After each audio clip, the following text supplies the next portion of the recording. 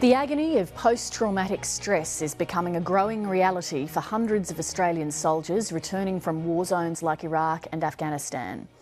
Many are suffering from anxiety and depression. They're unable to work and are even at risk of taking their own lives. Now a radical new treatment is being proposed. Hallucinogenic drugs, including MDMA, sold on the street as ecstasy, have been successfully used in medical trials in the United States to treat post-traumatic stress. And there's a big push on for trials to begin in Australia. But as Connor Duffy reports, unsurprisingly, there's resistance as well.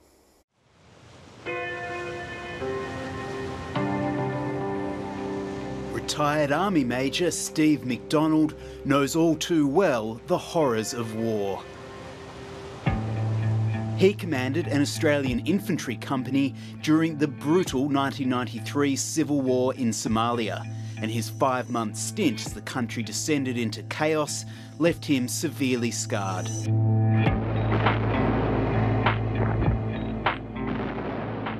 I saw a lot of people in extreme hardship and, some of them close to death from starvation. I saw a small amount of conflict, people with gunshot wounds and those sorts of things. And the general atmosphere was often quite threatening because there was no identified enemies. So yeah, here's the main group of our battalion arriving by Qantas in Mogadishu, and some of them. When Steve McDonald returned home, he set up a small business and tried to get on with his life. He suffered 2 breakdowns and eventually had to leave work on a veteran's pension. PTSD is often accompanied by depression, so I suffered from major depression and went through periods of being suicidal over a number of years. A daily kung fu workout and strict exercise regime allow him to manage his condition today. But he believes something far more controversial, MDMA, also known as ecstasy, could be the best treatment for the thousands of Aussie troops with post-traumatic stress disorder. The initial research done in the USA has shown that a treatment program of 12 psychotherapy sessions, with only 2 of those sessions involving the use of the drug MDMA, can potentially cure PTSD.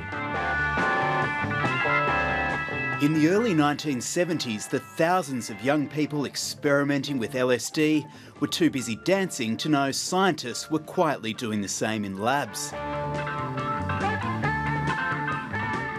The hallucinogenic drugs were also powering research into everything from anxiety to autism, until the war on drugs saw them banned.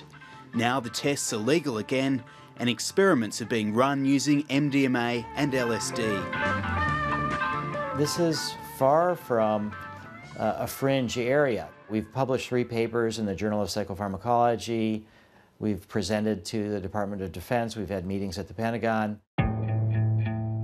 American Iraq war veteran Tony Macy served for 15 months as a scout spotting improvised explosive devices.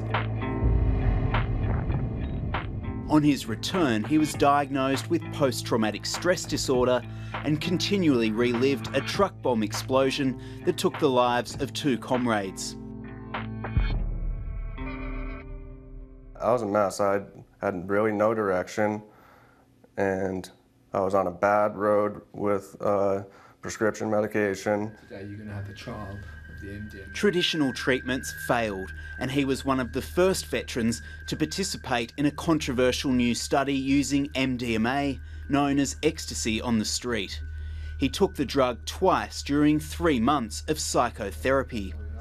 MDMA floods the brain with the neurotransmitter serotonin, creating an intense feeling of euphoria.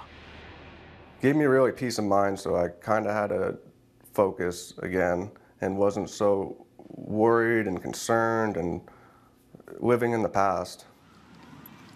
Now after I've done it, I don't regret anything about it. If anything, immediately after I did it, I wish it would be allowed for a lot of veterans with PTSD. I think it could make beyond a huge impact.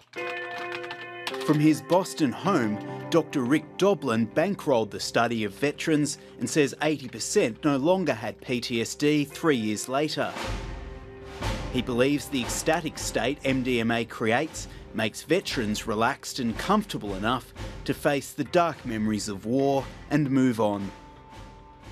When you remember something under the influence of MDMA with the reduced fear that the MDMA helps to facilitate, then when you reconsolidate the memory, you can develop new neural pathways and reconsolidate it without the fear attached to it.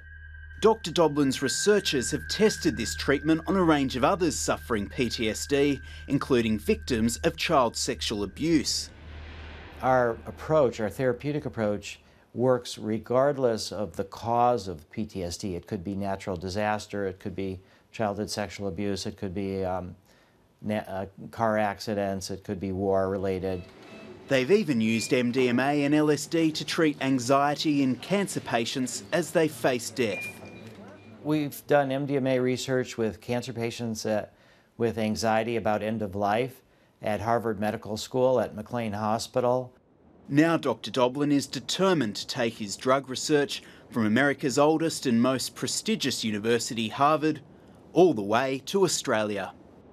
We're very committed to having research started in Australia. We've committed $25,000 and pledged another $25,000 if another $75,000 is raised in Australia. I have a brother, and I'm a brother in need. Dr. Doblin's funding is going to Steve McDonald, who's pushing for a trial from his Byron Bay home. There's some good science now on the potential impact of MDMA-assisted therapy on PTSD, and the first study in the US had an 80% success rate, which is very high. You know, PTSD is notoriously difficult to treat and notoriously persistent. So you're saying since you've returned, you've been experiencing some problems, Dave? Yeah, I have. He's won the support of Melbourne psychologist Stephen Bright, but he also needs a psychiatrist on board to get regulatory approval. It's been a very difficult topic to broach. I'm not sure that any health organisation within Australia or any academic institution is currently willing to come on board because of the potential negative media associated with providing people with an illicit substance. They've also taken it all the way to the chief of the Defence Force. Defence told 7:30 the numbers in the US trial are too small and there's no plans to be involved with such a study. But back in the States, former Army Sergeant Tony Macy, who is now applying to enter medical school, says veterans deserve every possible chance at turning their lives around.